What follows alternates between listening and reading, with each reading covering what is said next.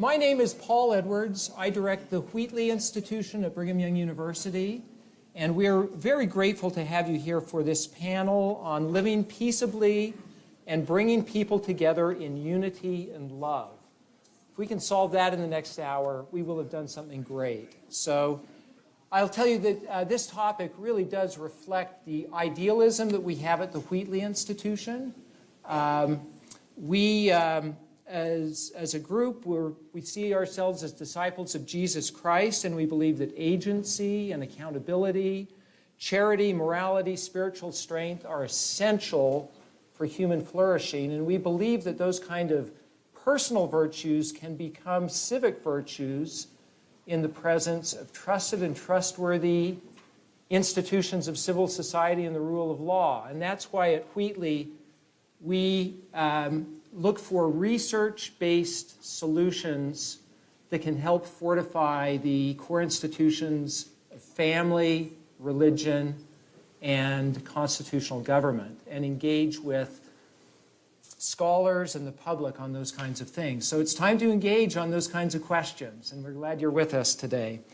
Our panelists today bring extraordinary experience to the topic that we're going to deal with. And I'll ask you to take a peek at their bios that are in the online program. But let me give a few words of introduction here. So to my left here, Timothy Dalrymple. I think Timothy began his life thinking that his great fame would be through his athleticism as a world-class gymnast. And unfortunately, a tragic accident ended that dream. But I think that the world is much better off to have Timothy engaged in the kind of work that he does. He's the CEO of Christianity Today, by all accounts, the most influential publication in the evangelical world, and goes well beyond just that publication, provides a whole host of other services to his faith community.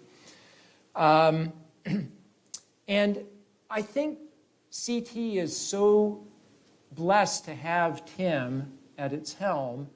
He is really just a great entrepreneur of ideas.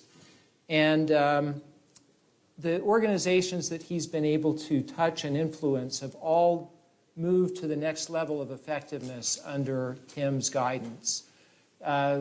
Most recently, he was engaged with a consultancy that I think was named after you, Tim. It was called Polymath Innovations. And polymath he is. They help organizations that are involved in important social causes to be more effective. I got to know Tim first when he played a major role at the growth of the growth of Patheos. I hope you're all familiar with Patheos as a really important site online. We'll talk about that a bit later. He holds degrees in religious studies and divinity from Stanford, Princeton, Harvard. You may have heard of them before. And Tim and his wife Joyce live in Wheaton, Illinois with their 3 children. And his daughter Sophia is here with us today as well. We're so grateful to have him. Let's give him a warm BYU welcome.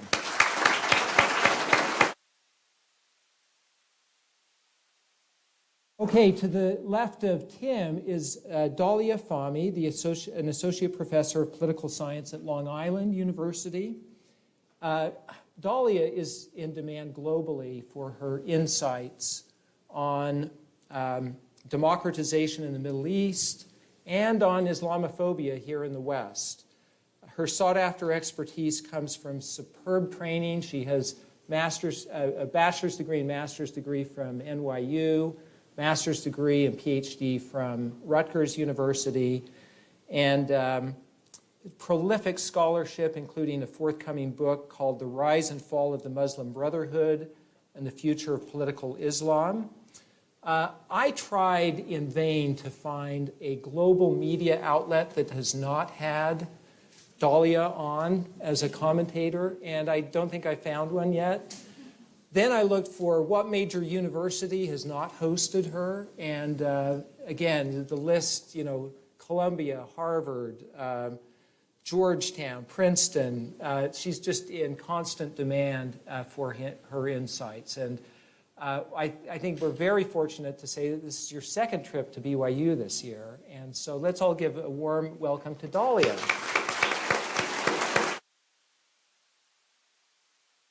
And Yair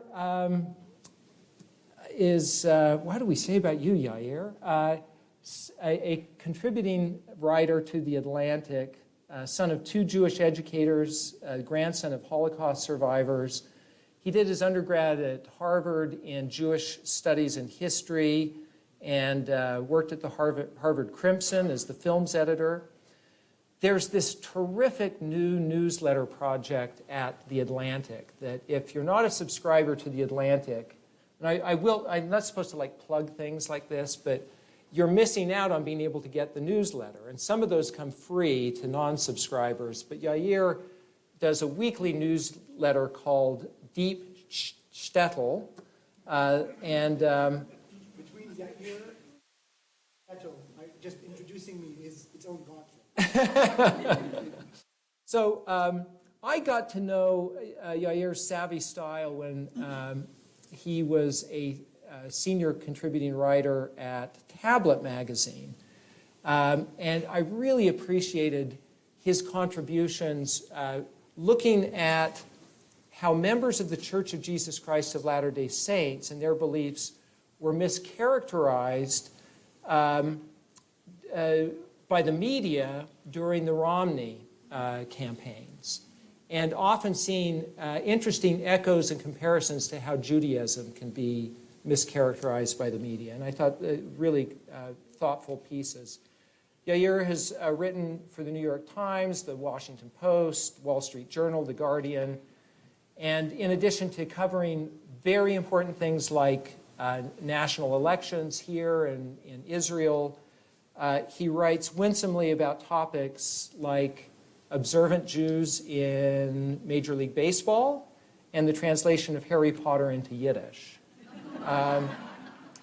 Now, he used to have some spare time. How old is your daughter now? 17 months. So 17 months ago, he had spare time to also write original Jewish music that fuses traditional Jewish lyrics with styles as diverse as EDM. I see all the gray hairs here are saying, oh, EDM, cool. And Celtic music. So anyway, let's give a warm welcome to Yair.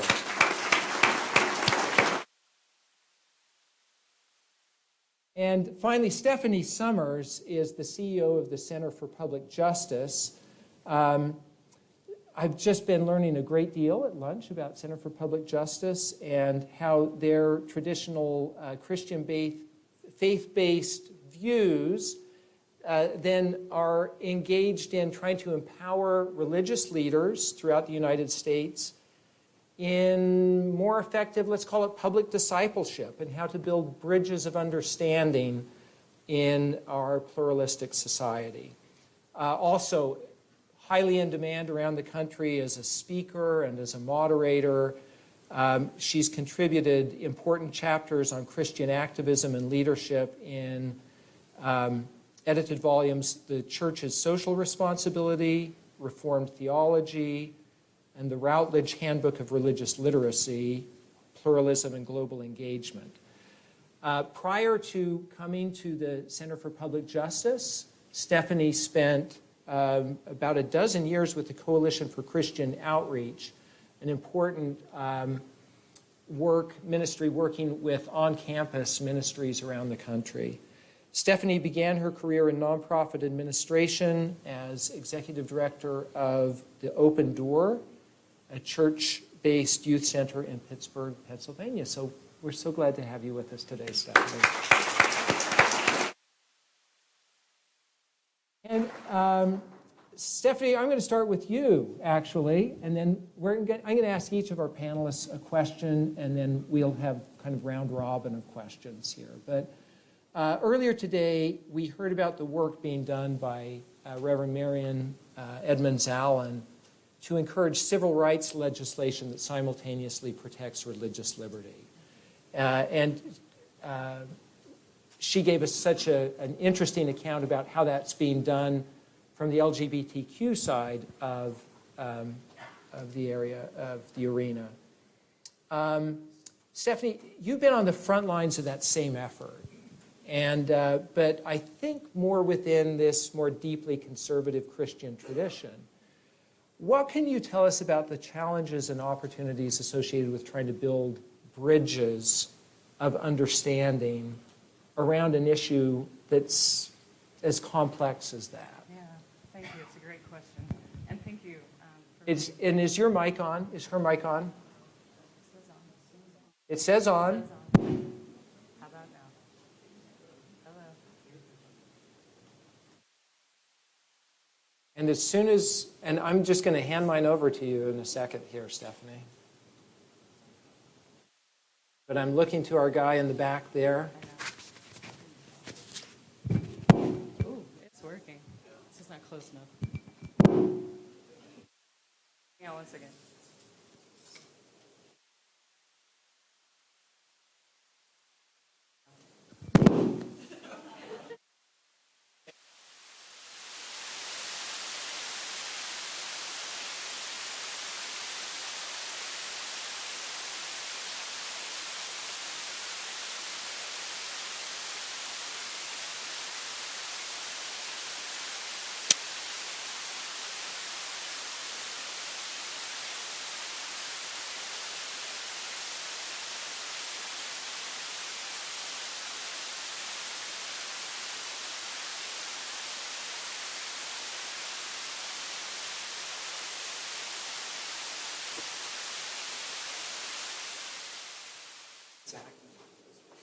Okay.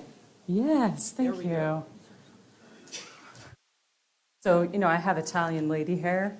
So the worst part for me with microphones are those ones that do this, because inevitably I end up with my hair in front of me. Thanks for asking this question, and thanks for having me here. It's really been a delight. I just want to talk about maybe like 4 things within kind of the Fairness for All effort that are probably important to answering this question. The most important thing about the work, right, it's just an opportunity. We did work first that was relational, right? We built relationships. And that was really important in the sense we came into a conversation not with lawyers and policymakers leading the way to say, how do we end up where we have a world that protects both LGBTQ civil rights and religious freedom? But was more a conversation where we were like, help us understand what we don't get right now. And so we did this work to listen to understand, particularly about kind of the harms that the LGBTQ community was experiencing from their perspective. And then we asked, can we tell you what some of the efforts to protect your civil rights will mean for faith-based institutions? So we were able to say things, for example, like, hey, it will mean that for many mosques and synagogues, they'll lose access to federal funding for security grants that protect them from terrorism. Just as one example, right? So we were able to share those things, but in a relationship-building context.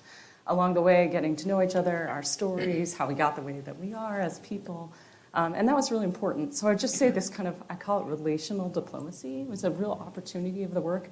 It wasn't work that was led by litigators or policymakers with that hat on. It was led by people who, were litigators at times, but they were folks who were looking to build relationships first. I think the second thing is we bounded the conversation very early. So within the intra-faith conversation, so one of the kind of conservative Christian religious groups in this conversation, we basically said to ourselves, we're not here to have an argument about theology, about our perspectives on human sexuality, right? We will have those conversations, but the conversational goal here is one where we create shared understanding about what it means to be in a pluralistic society together. And so along the way, we're going to have those conversations, but that's not the goal of this conversation. So when those things came up, we were able to speak to them respectfully in the context of relationship, but that wasn't kind of the win-lose moment that we were in a conversation, and that was really important. I think the other piece is we played roles as intra-faith bridge builders, or within the LGBTQ community, Reverend Marion is a intra-community bridge builder, to go back and say, come and see, come and be part of this conversation. So there was trust being built from within the conversations, and that was a huge opportunity. And I think a place where, had we not had that 6 years ago in the beginning when we started this effort, there would be no way we would be in the place where we are right now. And then the last thing, we really set out with a goal to protect the other. So we've heard this in some other conversations today about that important part. But that framework and that approach in what we were doing, not coming to the table and saying, I need this, but coming to the table saying, what do you need? And how do we work on that together? Then gave us room to be able to work on commitments that we could make to each other and come back again and again and say, does this accomplish that? Does that make sure that this terrible thing that we now have understood will happen won't happen now? So I think those are some of the real opportunities there. The challenges are myriad. We've been misunderstood by literally everyone. It is one of those pieces where when you do the work, you just have to kind of take faith that what you're doing is right and be okay with being roundly criticized by people who you agree with on many, many, many things. Stephanie, how long have you been engaged in this conversation? This is our 6th year. 6th year. Yes. And has it gotten easier over that time, or? Yes, I think there's been turning points. We had a bill introduced in the House called Fairness for All. That was a huge accomplishment to get to the point where it wasn't just like a bunch of people who had a dream about federal legislation that would protect both, but we actually had a bill introduced. It's been reintroduced. And also, when we started getting to the place where, Reverend Marion spoke about this morning, but state equality groups coming to conversations with their members of Congress saying, we need you to protect religious freedom. That was incredibly important. Okay. Yeah. Let me talk with Yair for a minute here. You have been so effective at sharing and celebrating what I'd call unique qualities of your faith community. But whatever our own religious identities, we obviously live within a much broader culture. And earlier this year in The Atlantic, you called out the brutally unforgiving nature of contemporary online culture in particular. How do religious traditions play into a discussion about that kind of unforgiving contemporary culture that we live in? So, thank you, Paul, for the question. Thank you all for being here, and thank you to BYU for having me. As a Jewish person, I've always wanted to know what it's like to be a Gentile, and finally here at BYU, first time in my life. A lot of jokes that a very small audience can appreciate, and now you're going to get them. And I'd like to thank also the BYU students, Lawrence, Andrew, Anna in particular.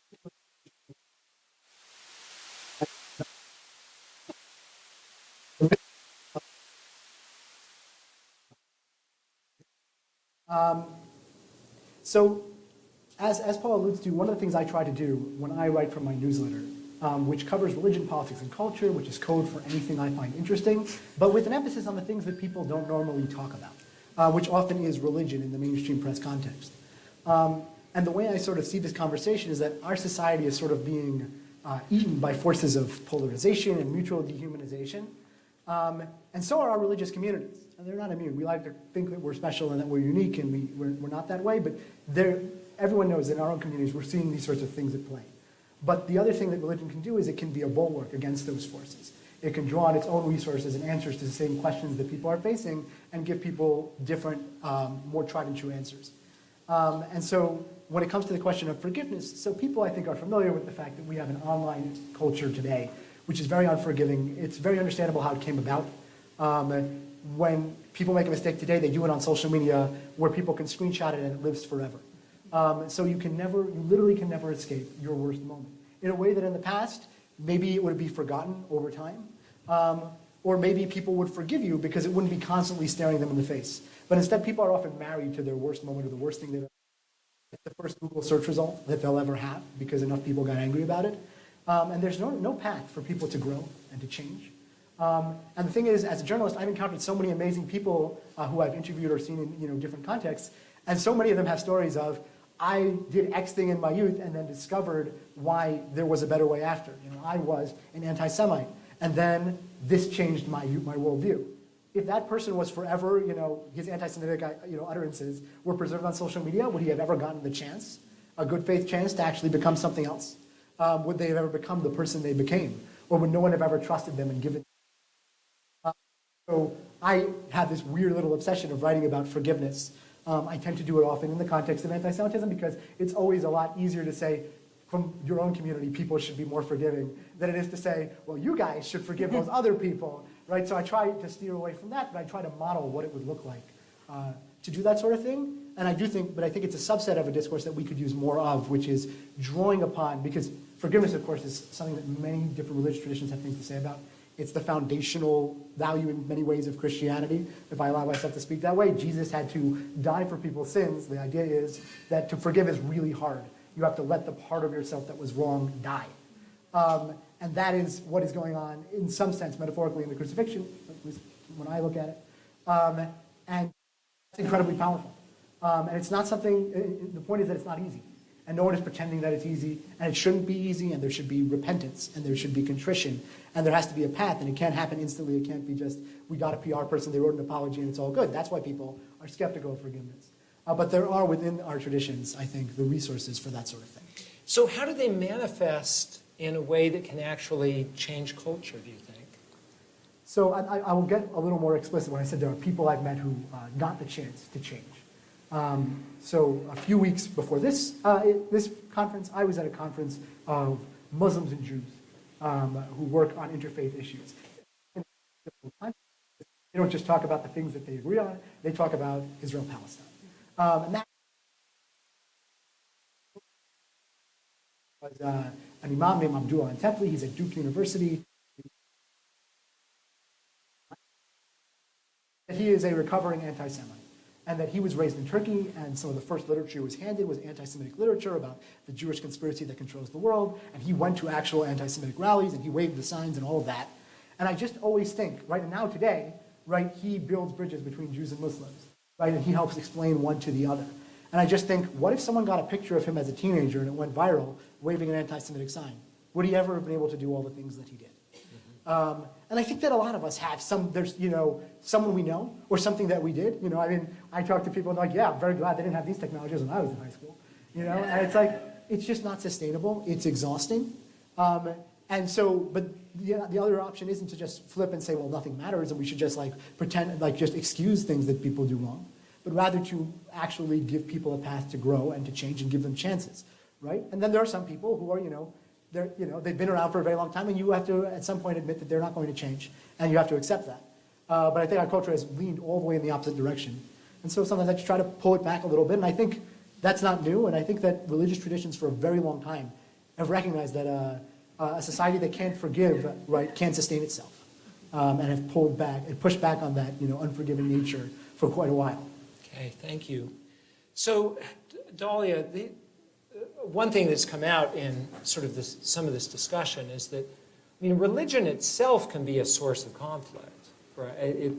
We're looking at religion as a way of, and religious freedom, helping us to live peaceably, but the zeal and the fervor that comes through with religious views can be really powerful, and when distorted, can lead to horrible things. And of course, I'm just thinking about, for example, the domestic terrorism that we've seen fueled by the Great Replacement theory, right? Which just is a turbocharging of Islamophobia and anti-Semitism and other kinds of isms that is fueling a Christian nationalism.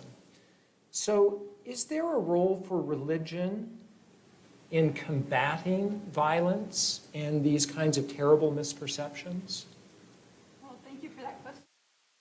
Let's make sure you're on there. Just press one more. Hello? Hi. Thank you so much for the question. Thank you for having me back. It feels a little bit like a homecoming because I feel like I'm amongst like-minded people who value our faith traditions, and I'll talk a little bit more about that in a minute. So if you look at America today, and America in the coming 2 years, we know a couple of facts.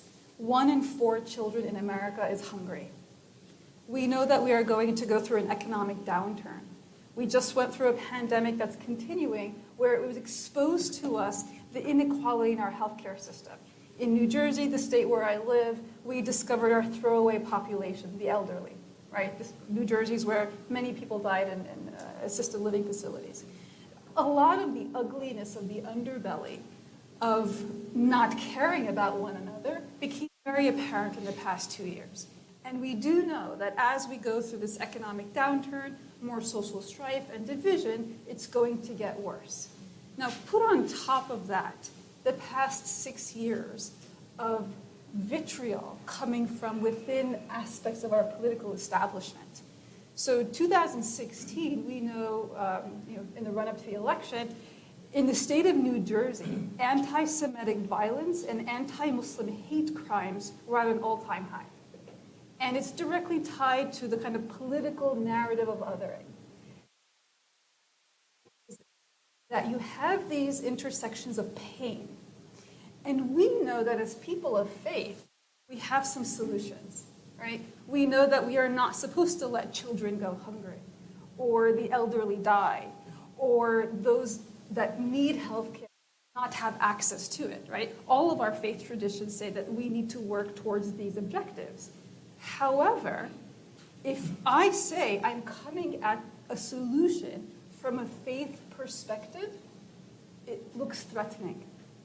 It looks threatening in America today. It's not accepted as an acceptable place of virtue to help alleviate social strife. And why is that? It's because religion has been so politicized, not just in the Middle East and the world that I study, but increasingly here in the United States, where we see, for example, great replacement theories of the past returning, where you can have someone in Charlottesville saying, Jews will not replace us, or the former president saying that Islam, there's a problem with it, we need to get rid of these people, or that we need to be surveilled. And so if you think about the suspect citizenship that comes with faith-based communities, and we heard it this morning also in the Sikh tradition, then for us to talk about solutions is not an acceptable norm today, because all you hear about faith-based is, reproductive rights and limiting them on women. And so you don't want religion as a sphere. We don't want religion as a source of healing, a source of coming together, a source of solution. Mary talks about violence, right? Violence that we see throughout the world and increasingly here in the United States. We see that, wait, hold on. People are fighting and killing one another and killing innocents in the name of religion. But what we don't want to see, again, that underbelly. So there's a professor at the University of Chicago who looks at violent extremism and says that there's a common denominator between Islamic extremism, radical extremism in Ireland, and here in the United States with white nationalist movements. And the primary cause is social marginalization, right? Not belonging. Feeling that you are not part of this fabric. Go back to the past 6 years. We have seen narratives of othering, right? If you were in the genocide panel early this morning, you heard that the rhetoric coming out of the Holocaust was about not just persecution, but elimination. You heard the term cockroaches in Serbia, right, against the Bosnian Muslims. You heard the term cockroaches in Rwanda. You heard the term cockroaches, an infestation on our southern border, which actually validated putting children in cages. We are not immune. The power of language, misconstrued, the power of religion misconstrued, can be a source of violence, but it also can be a source of hope. And the question for us today is, are we willing, in the kind of American social fabric, to return to the moment or move forward to the moment where religion or religious communities or faith can be a source of the solution? Whew.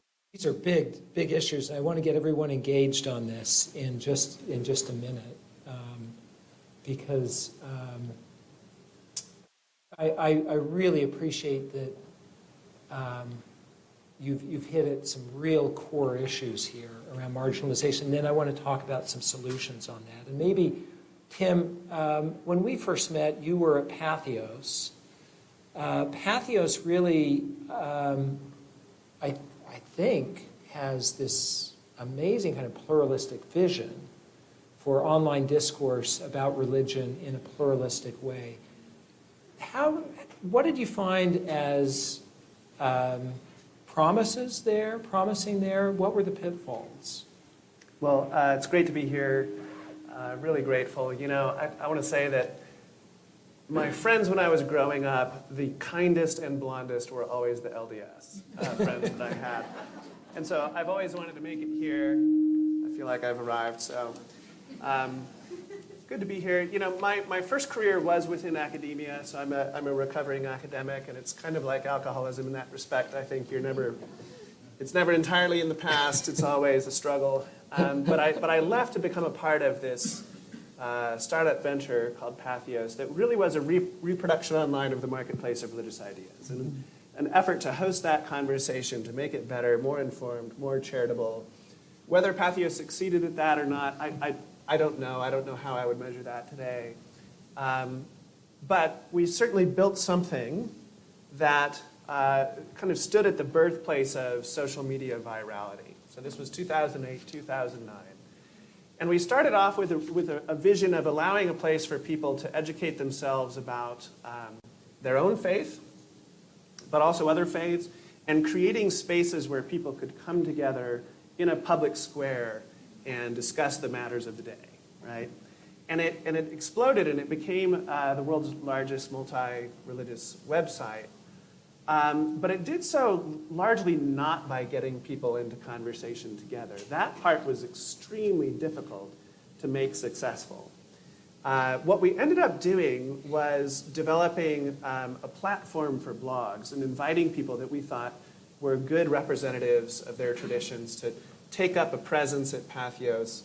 And eventually we had over 1,000 blogs that were publishing multiple pieces a day. And so it was an amazing laboratory to see what was working and what was not working as digital media and social media began to kind of take their current form. And by and large, what we found, and this is kind of the disconcerting aspect of that experience, was so if we have 3,000 pieces being published a day, we can see what's taking off and what's not, what's doing well and what's not. And try, though we did very much, to make sure that we were inviting all charitable voices onto the platform, it was nonetheless the case that it was the content that was instantaneous, because you wanted to be the first person to get links in a lot of different places and to spread on social media. So it was the content that was instantaneous and therefore tended to be a bit superficial, right? It wasn't the product of deep reflection over the course of time. It was often the content that was the most hyperbolic, that had kind of the strongest responses to things, that reaffirmed people's prejudices and presuppositions, that kind of inflamed their antipathies toward the other. That was the content that just did exceptionally well. And so you began to see that people would come back over and over again. And as you get the search algorithms and the social media algorithms that are refeeding people the stuff that keeps them coming back, then it just created this enormous fragmenting and divisive force. And I feel like the media landscape, we had a comparatively simple media landscape, let's say in the 90s. These days, it has so balkanized and so fragmented to where you have all of these micro communities that are fed by kind of micro media biospheres that is making it increasingly difficult for different communities to talk to one another. So I guess, I don't hold myself forward as an expert on religious freedom in a legal sense. I'm not a constitutional scholar. But I think anybody who cares about the future of religious freedom needs to care a great deal about the future of religious forums about the public square and how we talk about our religious differences. Because in the midst of this extraordinary rancor and divisiveness that we find in the current moment, that is flowing downstream, and it will eventually shape the legal framework around religious liberty. I have zero doubt about that. What I find hopeful, so I'll share one anecdote. I don't know how many of you remember the Harold Camping End of the World episode. There was a particular sort of fundamentalist sect that was led by a gentleman named Harold Camping, who predicted the end of the world, and at a certain point. And there were a lot of people who sacrificed greatly because they really believed that this was the end time. And so they sold their homes, they put up billboards along roadsides, and then the world didn't end. We're still here, right? And there were pieces published at that time. There was just a cataract of scornful mockery that was published at that time. And this is not to pat myself on the back, but I just find it interesting as a sort of counterexample that I published a piece at that point that was really going out of its way to express compassion and understanding and even admiration for people who really followed through on their beliefs, right? Sacrificed a great deal out of compassion and care for others. And that piece actually went so far against the grain that it just took off, and it was one of the most viral pieces that we had. And I think what we're seeing, that was kind of an early glimmer. I think we are beginning to see sort of a counter-revolution in media today. It's sometimes hard to tell, right? Are you going down a slippery slope, or is it a pendulum that's swinging one way and about to swing back another way? I think at CT we're benefiting from the fact that there is, in my view, increasing demand for rational, charitable, welcoming media spaces where we can have conversations on this topic that are well-informed. And so, we at CT, we try to be a place that has a flag and a table, that we can plant a flag, we can say these are the things that we hold to be true, but we're also setting a table and inviting others to join us and to have a conversation around it. And those kinds of, and I would say the Atlantic is fantastic, so I'm not surprised that I find myself agreeing a lot with the things that Yair says. Those kinds of spaces, I think, are incredibly important, not just to religious comity, but also to religious liberty over time. So, flag and a table, I love that image. And, thinking about, I was going to ask about, do you see Christianity today growing in engagement? I mean, where does it fit within the landscape?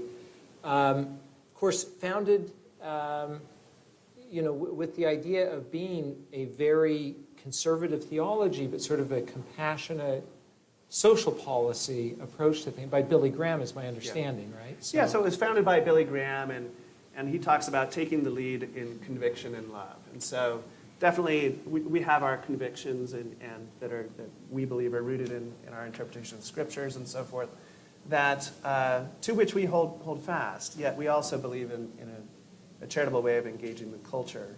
And I'll just give one example. So if Christianity Today is on your radar screen at all, you might know that we published, in late 2019, we published an editorial that was critical of kind of the overwhelming nature of the evangelical embrace of the Trump movement.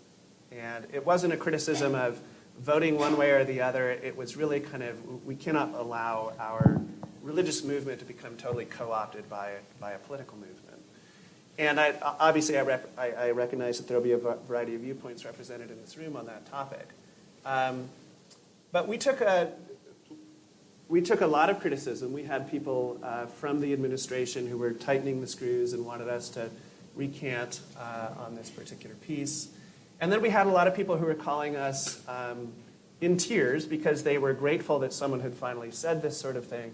But what I actually found most encouraging in the midst of that, and it was substantial, was letters from a lot of people who said, I disagree with you on this, but I'm going to continue walking with you.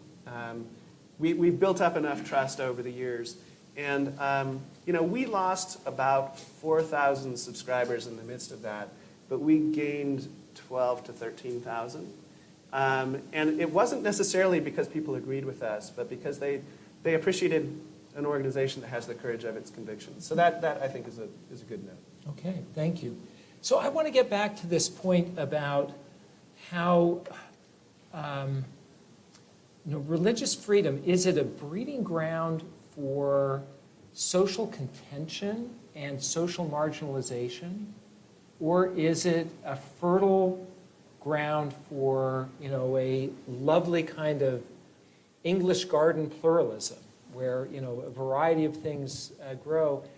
And maybe it depends on some of the environmental conditions, right? And I want to turn to Stephanie for just a minute here. I think your organization has done so much in bringing diverse perspectives together. And you gave us actually some really nice framework there, but let's reiterate, what are those kind of environmental conditions that help for that lovely English garden pluralism? I always think of it as much messier than an English garden. Okay. So Okay. I'll just say it probably looks like my garden, which is sort of like overgrown and wild. But I do think there's this piece where there's the importance of doing the work to actually articulate the depth of one's convictions, but that should come after this long period of listening, right? And I think that's one of the pieces, just as a precondition that maybe gets run through quite too quickly. And for the work that we've done, being able to ask questions and then say, are you okay if we share why we think this is important? Literally, we've had people say no, and we say, okay, maybe another day, right? Because forcing someone to listen to the reason is not going to help move a project forward in any way. I think the other conditions are really finding people who are willing to do the work of achieving disagreement. Because that actually is quite an achievement to get to a place where we can say, you know what, we might not agree on this, it sounds like, but here's things I think we've already decided that we've agreed on that can be very helpful. Folks are terrified to disagree. They don't generally want conflict. They don't generally want to find themselves in screaming matches with people. And you don't have to find yourself in a screaming match to disagree with someone. But certainly being able to name that there is actually difference there is really quite important. And then this piece about bridge building back within one's own community. There are folks who are very good at bridging out, but not always turning around and bridging back in. And sometimes that part is the most important part because you're building off the trust that has been built to bring others into a conversation, to say, come with me. Like, this is worth having this conversation. You'll be surprised because maybe their set of experiences hasn't been as broad. They don't have as much facility and have more fear. Having the opportunity to have some other people who've had some positive or difficult experiences that can help navigate that can also be huge for any kind of effort. So maybe the messy garden of pluralism kind of requires those things. Okay. Those tenders. Other thoughts on this kind of an issue? Are there conditions that are there conditions to help cultivate an environment that's not allowing for marginalization? I mean, Dalia, you talked about the marginalization that can come with zealous religious speech. We cultivate an atmosphere where you can have people planting a flag, but there's also a table for them to sit. I'm going to keep going with your metaphor.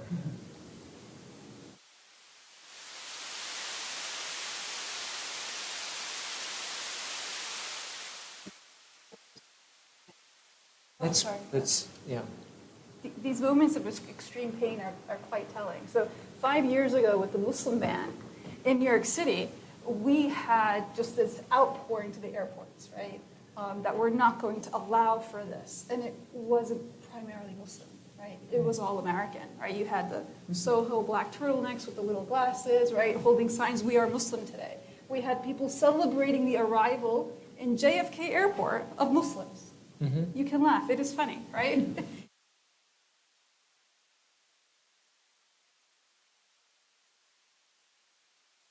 without understanding anti-Semitism, without understanding anti-Black racism, right? That if we're going to talk about justice, it's not just for us. It's for all of us.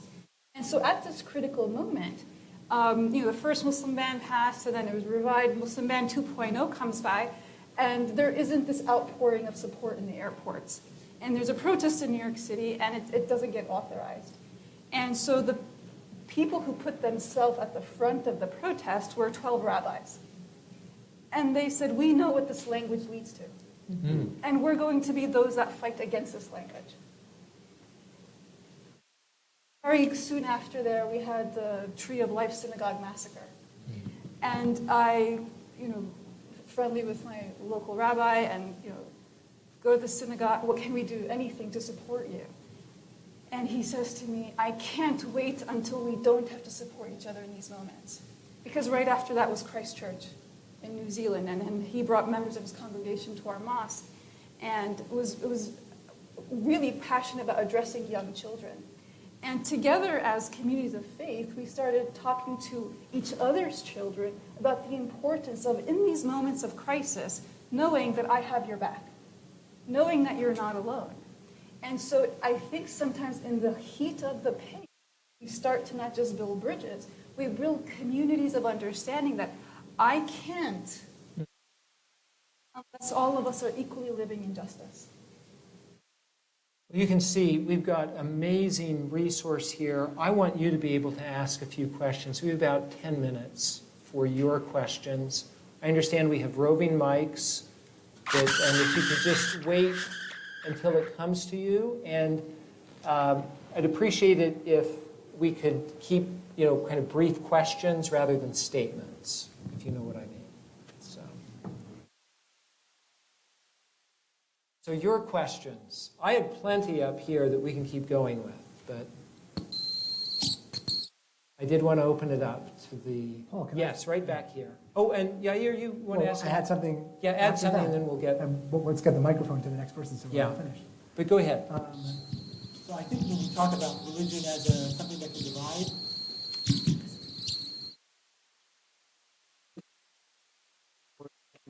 heal religious freedom and the ways that it can bring people together, or it can be a source of conflict. It's useful to look at success stories, because often we are looking at things that are not successful and wondering how did we get here, and that's not always going to give you, sometimes you can go in after the fact and say, here's what went wrong. But there actually are examples in history, and I've written about some of them and I've seen some of them, and in particular when it comes to the Jewish community and the LDS community. So I mentioned earlier that there are interfaith communities that do some very difficult work in the Jewish and Muslim space because they have to deal with the Israeli-Palestinian conflict. And Mormon-Jewish interfaith work doesn't have to worry about such things, thankfully. But the truth is actually in the 80s and late 70s, there was a major conflict between the Jewish community and the Mormon community about Jerusalem. And the reason why almost nobody in this room probably knows that it happened is because I like to say it's the only interreligious conflict in Jerusalem that was resolved amicably. And so you had this insane international conflict which involved politicians in multiple continents and tens of thousands of people protesting in the streets and threats called into LDS temples in the United States, and none of you know it happened because it's not an issue anymore. So what happened? Brigham Young University decided to open up their Jerusalem branch of their campus, and they purchased this prime real estate overlooking the Western Wall. You might not even know this exists if you're not a BYU student. But this is a real campus that's been there for quite some time. And there was no issue. They bought the land. They talked to the mayor of Jerusalem. He says, this is lovely. We're a city of all faiths, and we're happy for you to be here. But then they started to actually break ground on the structure in the early 80s. And that's when people living there started to notice. And they said, okay, who's building on, in this top spot in Jerusalem?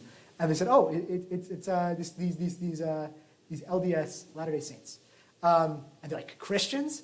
Because as you know, what Mormons have wanted more than anything else is just to be treated as any other Christians. And the great favor the Jewish people have paid to the Mormon people is that they are suspicious of Mormons as they are of all their Christians. And so they're like, oh my gosh, Christians and a missionary religion? They're going to come and they're going to proselytize to us and they're going to turn Jews into Mormons, right? We just had the Holocaust. There aren't very many of us.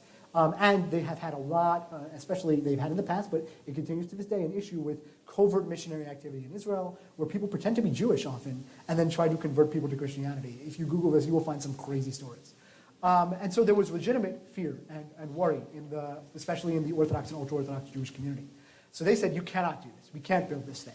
And they put together rallies. They did a joint press conference with the Christian leaders in Jerusalem, a bunch of Christian leaders, and the Jews. Like the only time the Christians and Jews got together to do a joint press conference in Jerusalem, because the Jews are like, we don't want, the Orthodox are like, we don't want these Christian missionaries here, and the Christians were like, we don't think they're Christians, right? And so like, it was like, very, very heated. And, this roped in the U.S. Congress, because you had New York senators saying, we're very concerned about this, because the Jewish community is telling us. And then you had, Orrin Hatch saying, no, the LDS Church has committed that they will not proselytize on this campus. In fact, if you look, the BYU campus was built in the 80s, but they were there for like a decade before, and they just worked out of hotels and were in Israel and the West Bank, and everything was fine. They haven't been proselytizing, you didn't even know they were there. They're not going to do that now. They're going to sign contracts. It's going to be fine. But because, again, there were these issues of covert missionary activity, people didn't trust. And this tells you something that you really need to start working for religious freedom to work. You need to have some sort of trust. You need to build trust. And how you can do that, that's a big challenge. So Orrin Hatch said, if something goes wrong, I personally will go to the leaders of the LDS Church, and I will raise the issues themselves, and they will be accountable. And all these high-level diplomatic efforts happened. And nonetheless, it was there was a vote of no confidence brought against the Israeli government because it was allowing the sale to this building to happen. But it didn't succeed. They had a committee that they created to study the issue, which determined that, in fact, they did, in fact, buy the land. No, we can't, go back on the contract. They bought it fair and square. Nothing anyone can do. And so the campus was built. And guess what? They didn't proselytize, as some of the students here, some of whom are going off there or have been there, will tell you. You sign a contract when you go to BYU Jerusalem that says, it's very, very detailed, that you will not proselytize in any way, and if you do, they will send you home. And they have kept to it. And now it's just a really nice place where, Mormons go to school and they have classical music concerts in Jerusalem. And but that was a non-obvious outcome.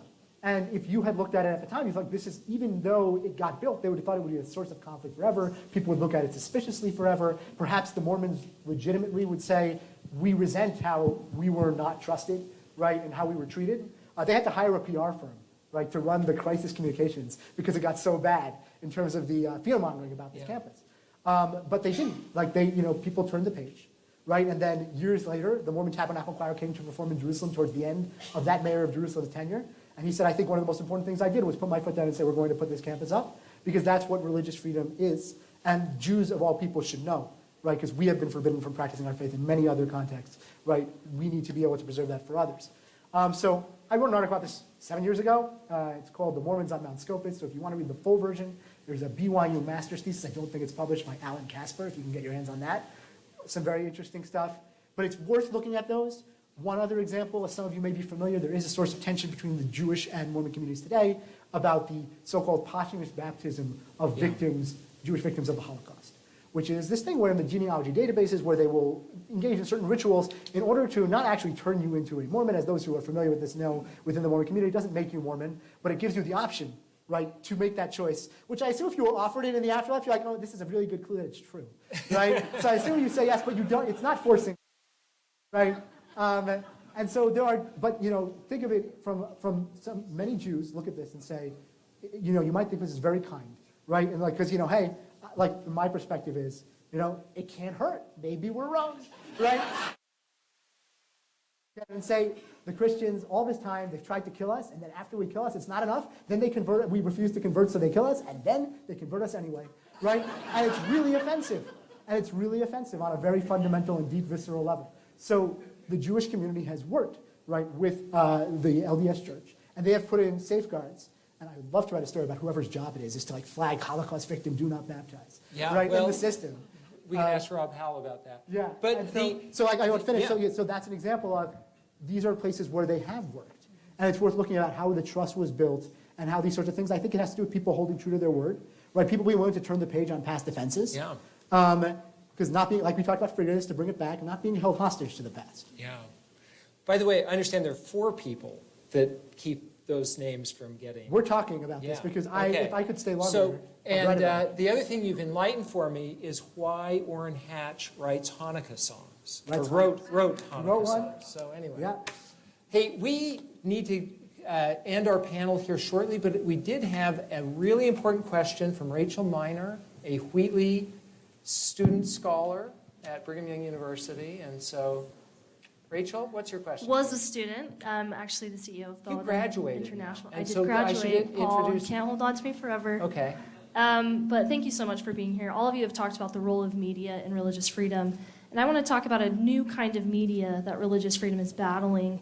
A lot of the people in this room are thinking about Under the Banner of Heaven, which is recently put forth on Hulu. We're thinking about TikTok and new forms of microaggression that are happening across all communities, Muslim, Jewish. Just wondering if you could speak to new media and where are the gaps in new media that are creating barriers for religious freedom, but also where is new media creating opportunities to further religious freedom? Thank you. Thanks. Could I mention one example that I was actually discussing this with my daughter the other day? My kids got really into watching these family vlogs, video vlogs, where it's one family that is recording a series of videos just about their life as a family. You all probably know this, but a lot of those families are LDS families. And I don't know if there was, if that was intentional, if it was an outreach effort or what. But my kids have watched hundreds of hours of vlogs from Mormon families that are just telling their stories. And they're very compelling. They get millions of followers. They get millions of hits on their videos. And it demystifies what might otherwise seem like, an alien religious tradition to them. And it just presents kind of everyday life in very normal ways that, my kids as evangelical Christians, they're seeing, oh, these people are talking about Jesus too. And so that's been one example of, I think, a really redemptive use of new and emerging media. Other thoughts? I was going to say, phobia kind of study. Sorry. You'd think I'd get this right by now. In the Islamophobia studies, we know that $50 million a year are spent on propagating anti-Muslim narratives. And the great equalizer of that is young people telling their stories, right? So they're vlogging, they're TikToking, they're hijab tutorialing, all of this kind of stuff, which is a way in America today to tell your story. But then we have to talk about the social consequence of everyone being on social media all the time, right? And is that a conversation we're willing to have? Is that a conversation we're talking about, well, what are the kind of social ills that we can't combat, that neurological studies are discovering today of the first hour of the morning should be social media free because it inhibits the development of your frontal lobe, right? Like, what are we doing to our children? So there is the positive and negative use, but I think collectively, and it has to begin here in community, of how is this medium taking over the way with which we communicate and the way our children are communicating with one another, covertly and overtly, but also how it's affecting them, their ability to build community and relationships and trust in the long run, right? I mean, these are difficult conversations that we are not yet having. But if we want to continue all of this bridge building, it can't be in 114 characters and 30 seconds, right? You need a much longer attention span. Okay. Well, thank you for joining us. We have been so enlightened by your comments today. Appreciate that our panelists will be with us for the rest of the day. You can come up and ask questions. We do need to start the next panels in about 10 minutes, but please join me in thanking our panelists.